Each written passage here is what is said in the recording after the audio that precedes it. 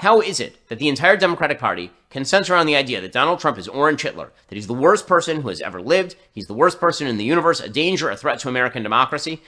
Two separate people attempt to shoot him 2 separate times within 8 weeks, and that has nothing to do with the climate in the country. Again, I'm not blaming any of the people who say these sorts of things for the actual shooting. The person who's responsible is the shooter. It also happens to be the case, however, that in a really volatile climate, if you continue to increase the temperature, if you continue over and over to increase that temperature. It's pretty funny that they have this kind of smoke for Donald Trump, but then they like don't think about it as far as like Haitian immigrants that they are regularly fucking trying to kill by making up shit about them. That's really interesting. Words are violence, you say. And it like doesn't make sense for Trump because the Democrats never talk about Trump with the actual fucking terms that he deserves. Like Donald Trump has 100% advocated for violence against his political enemies. He has. He's done it.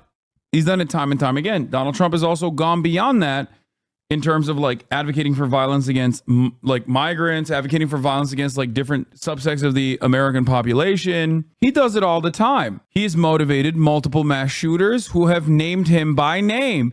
Multiple mass shooters during his presidency said that they love Donald Trump or they used to love Donald Trump and now they are even more radical than Donald Trump, like the synagogue shooter. And it's really interesting that we just don't think about that at all in this equation.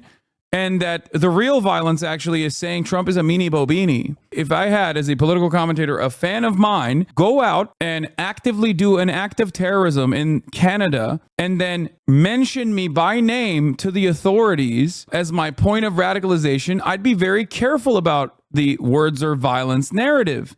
Now, of course, this didn't happen to me. This happened to Ben Shapiro. Ben Shapiro had a fan literally do this. Yeah, his name is Alexandre Bisonnier, who named Ben Shapiro by name in the investigations. Multiple fans of Ben and Tim Pool have done mass shootings and stuff, but this one straight up said his name, said his videos caused him to become anti-Islam, anti-Muslim.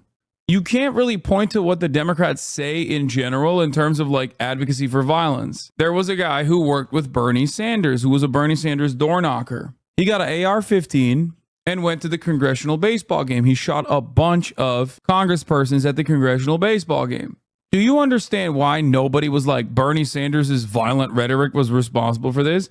Because Bernie Sanders has never said a goddamn thing that is violent remotely. That's the reason. Straight up. For Ben, he says violent shit on a regular basis. He does blood libel on a regular basis against marginalized communities, against people that don't deserve it, people that cause no harm to others, and people who are oftentimes in underserved communities with no mechanism of pushback, no way to defend themselves adequately. And yet, when those guys are victim to hate crimes led by Ben Shapiro's fan base, led by people who are directly in Ben Shapiro's audience, then words are not violence. What are you talking about? I'm just doing political commentary. Anybody could do that. But when Democrats turn around and say Trump is a bad person, he's a meanie bobini, and he's a dictator, he said it himself, he wants to be a dictator for one day, that's unacceptable. You can't fucking even repeat Donald Trump's words back because that might cause people to shoot him. That's crazy.